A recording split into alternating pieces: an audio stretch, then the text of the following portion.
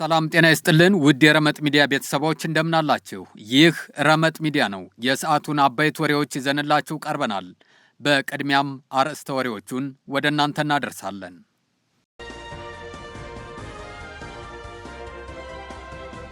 የአዲስ አበባ ቤቶች ልማትና አስተዳደር ቢሮ በተለያዩ ሳይቶች የተጀመሩ የመኖሪያ ቤቶች ግንባታ እየተፋጠነ መሆኑን አስታወቀ። በኦሮሚያ ክልል ሰሜን ሸዋ ዞን በፍቼ ደራ መንገድ አካባቢ ያለውን የጸጥታ ችግር እንደ መልካም አጋጣሚ በመጠቀም አግባብነት የሌለው ተግባር ውስጥ የገቡ የአምቡላንስ አሽከርካሪዎች መኖራቸውን የአካባቢው ነዋሪዎች ተናገሩ።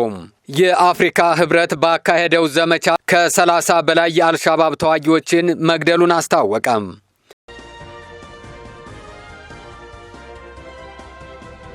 ወደ ዝርዝሩ እናልፋለን። እስከ ዝግጅታችን ፍጻሜ ድረስ ቆይታችሁን ከኛ ጋር እንድታደርጉ በአክብሮት እንጋብዛለን። ላይክ፣ ሼር እና ሰብስክራይብ እያደረጋችሁ አብራችሁን ቆዩ።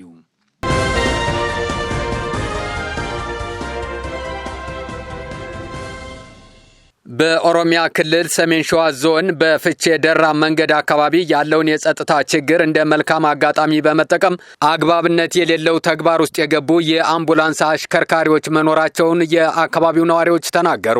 የጸጥታ ችግሩን እንደ መልካም አጋጣሚ በመጠቀም የትራንስፖርት ታሪፍን ከ350 ብር ወደ 2000 ብር ከፍ በማድረግ ህገወጥ ንግድ ተያይዘውታል ነው የተባለው።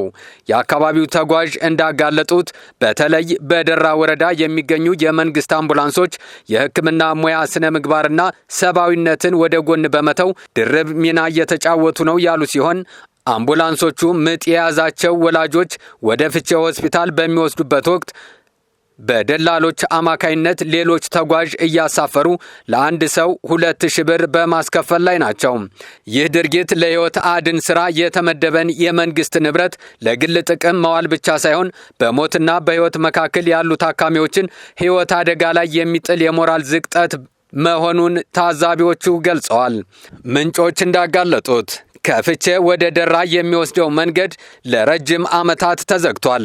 አንድን ወረዳ ከዞኑ መቀመጫ ጋር የሚያገናኝ ዋና መንገድ ለዚህን ያክል ረጅም ጊዜ መዘጋቱ አግባብነት የሌለው በመሆኑ አስቸኳይ ልባት እንዲደረግበትም ጠይቀዋል። ነዋሪዎች ይህንን ዝርፊያ ለመሸሽ በአማራ ክልል ሰሜን ሸዋ ዞን በኩል በሚያልፈው አማራጭ መንገድ ለመጠቀም ቢገደዱም ይህም ከፍተኛ ወጪና ውጣ ውረድ እየጠየቃቸው መሆኑን ገልጸዋል። በደራ ወረዳ እየተፈጸመ ያለው ድርጊት ዜጎች በአንድ በኩል በታጣቂዎች በሌላ በኩል ደግሞ መታደግ በተገባቸው የመንግስት አካላት የቀውስ ነጋዴዎች እየተዘረፉ መሆናቸውን በማጋለጥ አስቸኳይ እልባት እንዲሰጠውም ጠይቀዋል።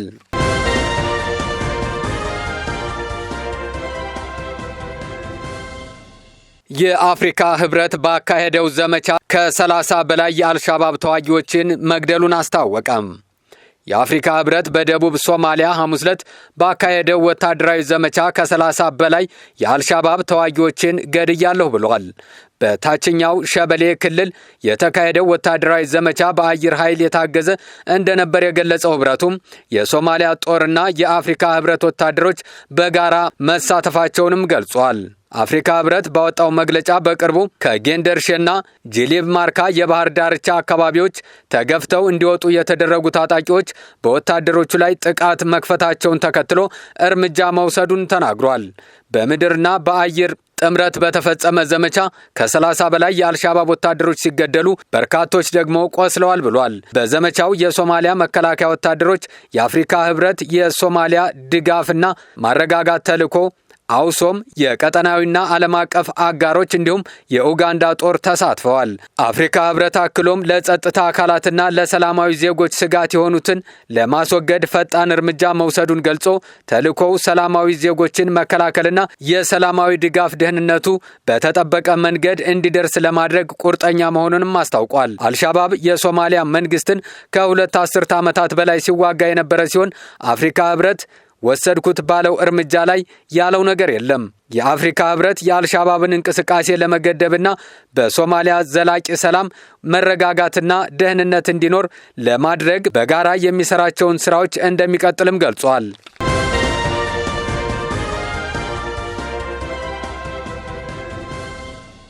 የአዲስ አበባ ቤቶች ልማትና አስተዳደር ቢሮ በተለያዩ ሳይቶች የተጀመሩ የመኖሪያ ቤቶች ግንባታ እየተፋጠነ መሆኑን አስታወቀ። የነዋሪውን የቤት ፍላጎት ለማሟላት ጥረት እያደረገ መሆኑን የገለጸው ቢሮው ግንባታዎች ከተጀመረባቸው 18 አዳዲስ ሳይቶች ውስጥ በአዲስ አበባ ቤቶች ልማትና አስተዳደር ቢሮ የቤቶች ልማት ኮርፖሬሽን ሰሜን ቅርንጫፍ ጽሕፈት ቤት ስር በሚገኘው በአራብሳ ሳይት የተጀመሩት ባለ 10 ወለል 10 ህንፃዎች የግንባታ ሂደቱን ለማፋጠንና በአዲስ እይታ ወጪን ለመቀነስ አዳዲስ ቴክኖሎጂዎች ግብዓትን ጥቅም ላይ በመዋል የግንባታ ስራውን የአዲስ አበባ ሳይንስና ቴክኖሎጂ ዩኒቨርሲቲ እያማከረ በፍጥነትና በጥራት እየተከናወነ መሆኑን አስታውቋል። ቅርንጫፍ ጽሕፈት ቤቱ አያይዞ ግንባታው በተቀመጠለት የጊዜ ሰሌዳ ለማጠናቀቅ በ24/7 የሥራ ባህል በፈረቃ የሚሰራ መሆኑንም ገልጿል። በአዲስ አበባ ውስጥ በርካታ ዜጎች የቤት ጥያቄዎችን እያቀረቡ ሲሆን የተለያዩ የግል ድርጅቶችና መንግስታዊ ተቋማት የቤት ፍላጎቱን ለማሟላት ከፍተኛ ጥረት እያደረጉ ይገኛል።